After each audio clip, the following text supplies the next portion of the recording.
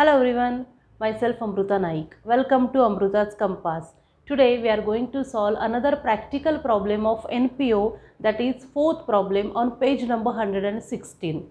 In earlier lectures we have seen first, second and third problems and their solutions. If you haven't seen those videos, then please go and check the link given below in description box. As well as if you haven't yet subscribed to the channel, then please subscribe it. Now moving towards our today's problem. See page number 116 वरती fourth problem दिलेला आहे, म्हणजेच receipt and payment account दिलेला आहे आणि ॲडजस्टमेंट्स दिलेल्या आहेत. त्या इन्फॉर्मेशन वरती बेस तुम्हाला income and expenditure account prepare करायचं आहे. जे आधी आपण 3 प्रॉब्लेम्स बघितलेले होते त्याच्यापेक्षा हा फोर्थ प्रॉब्लेम वेगळा आहे आणि आपण नोटबुकमध्ये तो प्रेझेंट करणार आहोत, कारण इथे प्रॉब्लेम तुमच्या समोर असणं इम्पॉर्टंट आहे. त्याशिवाय आपण एंट्रीज कशा करतो ते तुम्हाला क्लिअर होणार नाही. Okay, so will start. See on page number 116 fourth problem is given preparation of income and expenditure account only. Following is the receipt and payment account of Satara Sports Club, Satara.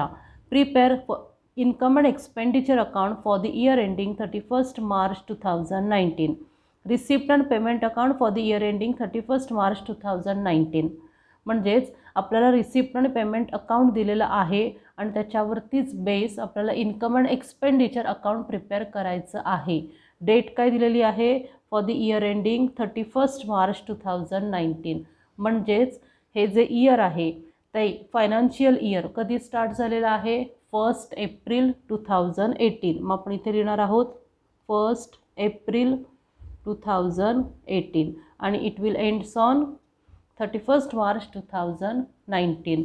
म्हणजेच आपल्याला 18-19 हे current year consider करायचं आहे. 18-19 म्हणजेच 1 April 2018ला financial year start झालेलं आहे आणि 31st March 2019ला year end झालेलं आहे. क्लिअर? आता रिसिप्ट अँड पेमेंट अकाउंट दिलेलं आहे आणि ॲडजस्टमेंट्स दिलेल्या आहेत. आपण पहिल्यांदा ॲडजस्टमेंट्स वाचणार आहोत आणि जसं आपण पार्टनरशिप फायनल अकाउंटमध्ये ट्रायल बॅलन्समध्ये स्टार मार्क करत होतो तसं इथे पण स्टार मार्क करायचे आहेत. Okay, see first adjustment is given outstanding subscription for current year is rupees 4500. Current year म्हणजे कुठचं इयर? 18-19. 2018-2019 हे करंट इयर आहे आणि आउटस्टँडिंग सबस्क्रिप्शन दिलेलं आहे 4500. आता सबस्क्रिप्शन कुठे आहे? तिथे स्टार मार्क करायचं आहे 18-19 साठी. सी 18-19 स्टार मार्क केलेला आहे कारण इथे आउटस्टँडिंग आहे. Clear? Next, outstanding rent for current year amounted to rupees 1000. Current इयरचं रेंट कुठे दिलेलं आहे? सी रेंट इथे आहे सेकंड पेमेंटमध्ये, तिथे आपल्याला स्टार मार्क करायचा आहे कारण त्याच्यावरती ॲडजस्टमेंट आहे. Next, entrance fees are to be treated as revenue income. Entrance fees दिलेल्या आहेत त्या आपल्याला रेव्हेन्यू इन्कम म्हणून कन्सिडर करायच्या आहेत. Next, stock of sports material as on 1 April 2018 rupees 6000. 1 April 2018चा स्टॉक आहे म्हणजे तो ओपनिंग स्टॉक आहे. Okay, opening stock. आणि and on 31st March 2019 rupees 14000. 31st March 2019चा स्टॉक आहे तो क्लोजिंग स्टॉक आहे कारण ती इयर एंडची डेट आहे. क्लिअर? आता आपल्याला प्रॉब्लेम्स बघायचे आहेत रिसिप्ट अँड पेमेंट अकाउंटमध्ये काय काय दिलेलं आहे. सी बॅलन्स दिलेला आहे cash in hand, cash at bank. दोन्ही बॅलन्सेस आपल्याला कुठेही मेन्शन करायचे नाही आहेत कारण इन्कम अँड एक्सपेंडिचर अकाउंटमध्ये ओपनिंग बॅलन्स नसतो. ओके, क्लोजिंग बॅलन्स आपण जे क्लोजिंग स्टॉक वगैरे दिलेला आहे तो कन्सिडर करायचा आहे, पण कॅश आणि बँकचा बॅलन्स कुठेही मेन्शन करायचा नाही आहे इन्कम अँड एक्सपेंडिचर अकाउंटमध्ये.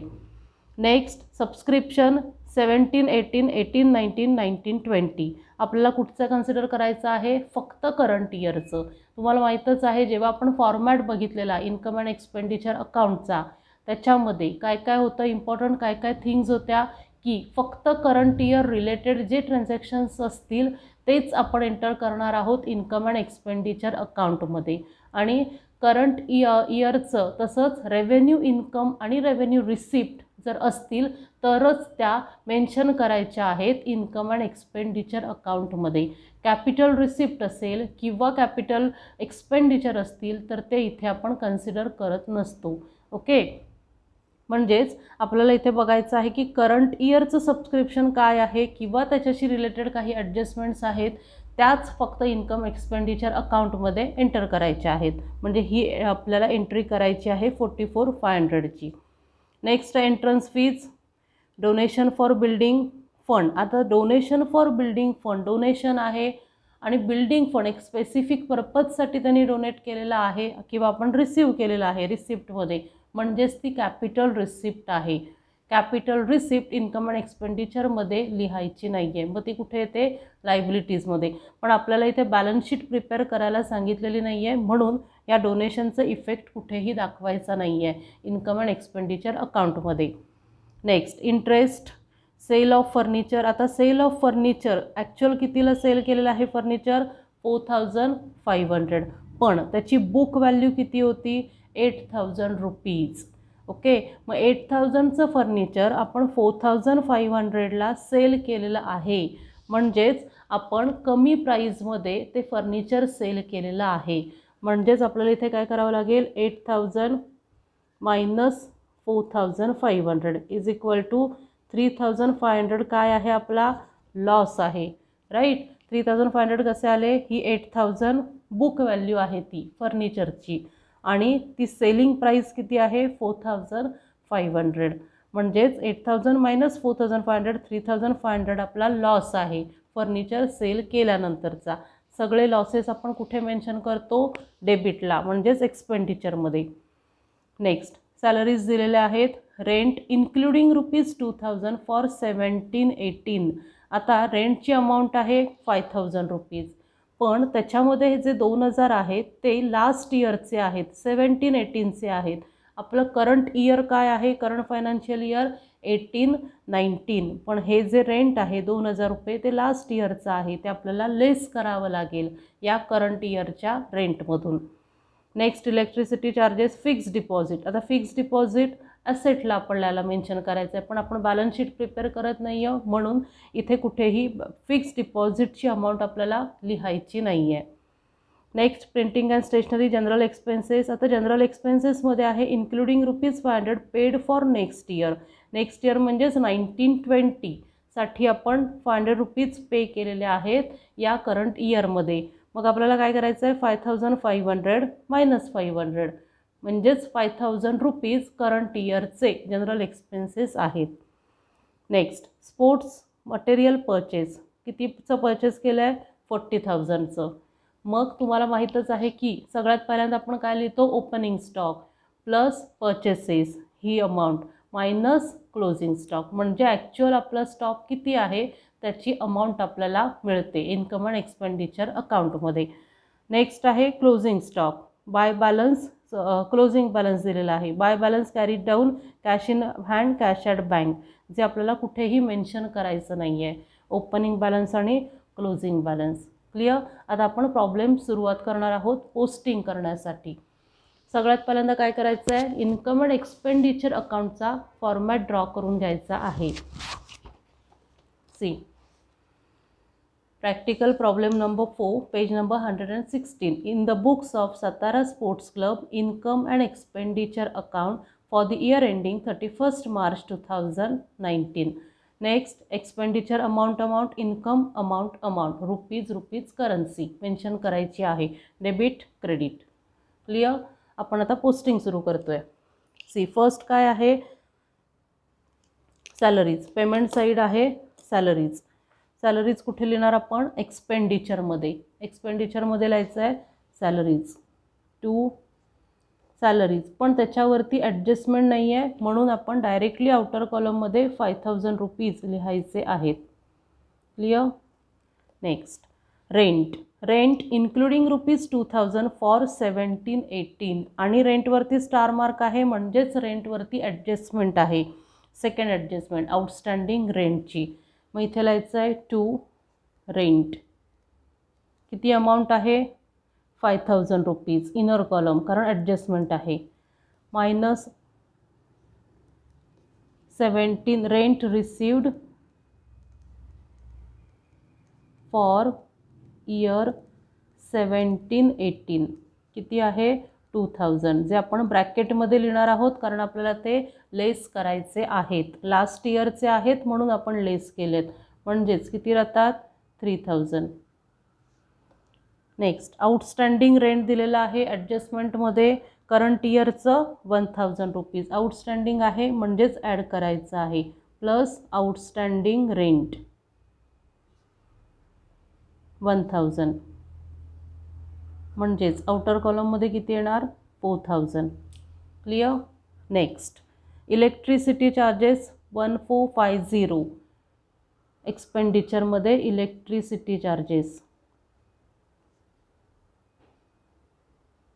1,450. Next fixed deposit. Fixed deposit ॲसेट्समध्ये लिहायचं आहे म्हणून इन्कम अँड एक्सपेंडिचरमध्ये एंट्री करायची नाही आहे त्याची. नेक्स्ट आहे printing and stationery 750 rupees to printing and stationery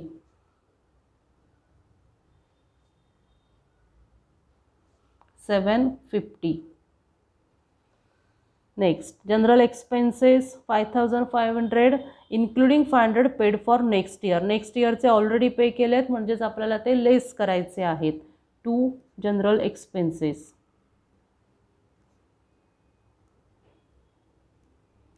5,500 minus paid for next year 500 rupees ब्रॅकेटमध्ये, म्हणजेच आउटर कॉलममध्ये 5,000. Next by sports material purchase. आता मगाशी मी जो फॉर्मॅट सांगितलेला आहे तो आधी आपण इथे लिहिणार आहोत. To opening stock of sports material किती अमाऊंट आहे ओपनिंग स्टॉकची 6,000 rupees inner column. Add purchases purchase of material किंवा स्पोर्ट्स मटेरियल किती अमाऊंट आहे 40,000, म्हणजेच इथे किती येणार 46,000 मायनस क्लोजिंग स्टॉक आहे 14,000 ब्रॅकेटमध्ये, म्हणजेच outer column 46 minus 14 32,000. Clear. Next purchases झालेला आहे. बँक आणि कॅशचा बॅलन्स आपल्याला कुठेही मेन्शन करायचं नाही आहे. आता आपण बघणार आहोत रिसिप्टमध्ये काय काय आहे. रिसिप्टमध्ये पण ओपनिंग बॅलन्स कुठेही मेन्शन करायचं नाही आहे. नेक्स्ट आहे सबस्क्रिप्शन 17-18चं आहे 4,000, जे आपल्याला आत्ता लिहायचं नाही आहे. आपल्याला फक्त करंट इयरचं जेवढं असेल तेवढ्यावरती जर काही ॲडजस्टमेंट्स असतील तर त्याच फक्त बघायच्या आहेत. 18-19 सबस्क्रिप्शन 18-19चं किती आहे 44,500. मग आपण इथे लिहिणार आहोत इन्कममध्ये by subscriptions for the year 2018-19, म्हणजेच करंट इयर किती आहे 44,500. नेक्स्ट आता इथे स्टार मार्क आहे म्हणजेच आपल्याला ॲडजस्टमेंट दिलेली आहे सबस्क्रिप्शन्सवरती. First adjustment is given outstanding subscription for current year ₹4,500. Outstanding आहे म्हणजेच आपल्याला ॲड करायचं आहे plus outstanding 4,500. 44,500 plus 4,500 49,000. Clear. Next subscription 19-20चं आपल्याला लायबिलिटीजमध्ये जाणार कारण ऑलरेडी आपण ते रिसीव केलेलं आहे. प्रीपेड इन्कम आहे म्हणून लायबिलिटी, जे इथे आपल्याला इन्कम अँड एक्सपेंडिचर अकाउंटमध्ये दाखवायचं नाही आहे. नेक्स्ट एंट्रन्स फीज इथे दिलेलं आहे. Entrance fees are treated to be revenue income. Revenue income आहे म्हणून इन्कममध्ये आपल्याला लिहायचं आहे bye entrance fees.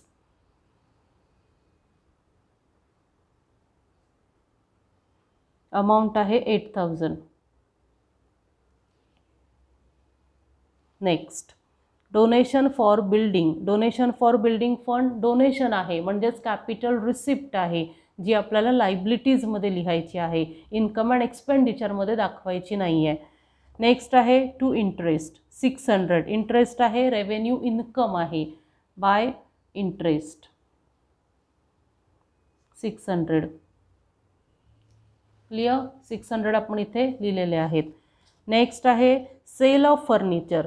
Sale of furniture book value 8000 आणि सेलिंग प्राइस काय आहे त्याची 4500. म्हणजेच 8000 मायनस 4500.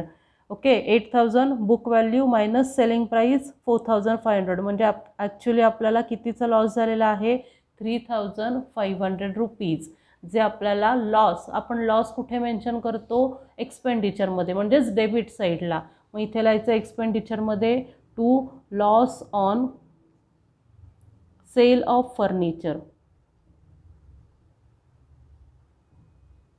8000 मायनस 4500. किती येते अमाऊंट 3500.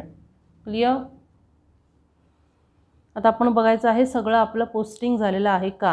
आउटस्टँडिंग सबस्क्रिप्शनचं आपण लिहिलेलं आहे, आउटस्टँडिंग रेंट लिहिलेलं आहे, एंट्रन्स फीज, स्टॉक ओपनिंग आणि क्लोजिंग दोन्ही झालेले आहेत. म्हणजेच आपल्या सगळ्या एंट्रीज झालेल्या आहेत. आता आपल्याला सरप्लस आहे की डेफिसिट आहे ते फाइंड आउट करायचं आहे. फर्स्ट क्रेडिट साईड म्हणजेच इन्कम साईड. इन्कम साईडला काय काय दिलेलं आहे subscription 49000. 49000 plus 8000 plus 600 57,600 minus debit side. डेबिटला काय काय आहे